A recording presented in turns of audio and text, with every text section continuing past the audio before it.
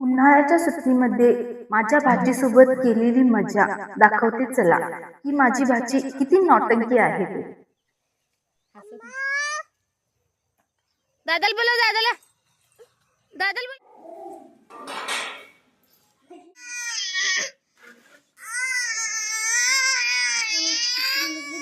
हा काट. हा आणि हा माझा मुलगा, याला तबला वाजवण्याची खूप आवड आहे. त्यामुळे प्लास्टिकचा ड्रम डब घालून त्यावरती वाजवत आहे.